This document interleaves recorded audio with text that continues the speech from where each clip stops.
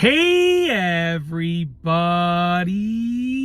I'm here today to show you and tell you how to use a Bostitch stapler. This will be a full tutorial, but also an easy tutorial as well. I'll give you simple instructions for using a Bostitch stapler just like this one. Let's get into this instructional video. So this is actually the Bostitch in-power desktop stapler, okay? But, these instructions will work for pretty much, the majority of Bostitch staplers because they're gonna be very similar, okay? So this is how to use it in various forms. So how to actually staple? Very simple. You wanna get it in its ready position, okay?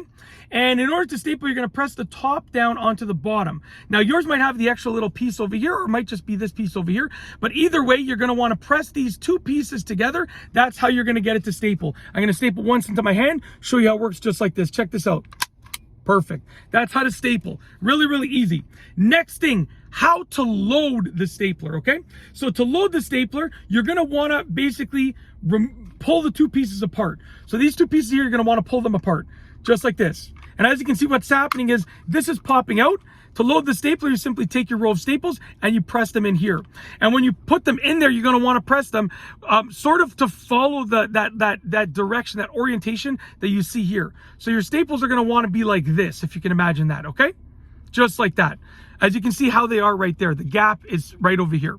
That's how to load it. And then obviously you wanna press this in just like that, okay? And it's loaded. The next thing if you want to staple something onto a wall or flat surface. If that's the case, you simply press it up against a flat surface and you just press it like that. You're going to want to press this against the flat surface. I'm not going to do it now because I'm in my van and I can't staple against my window. Would not be a good idea. But you're going to just want to basically press it against the flat surface like that. And with this stapler, when you open it the first time, it's going to think that you're going to want to load it. So then what you're going to want to do is close this. Ooh, I got a staple caught over here.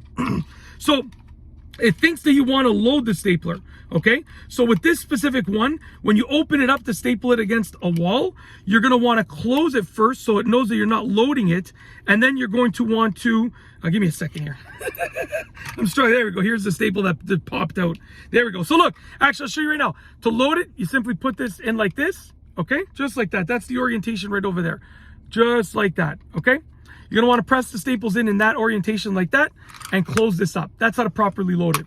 Now with this one, if you wanna staple onto a wall, like I said, or a flat surface, you're gonna open it up.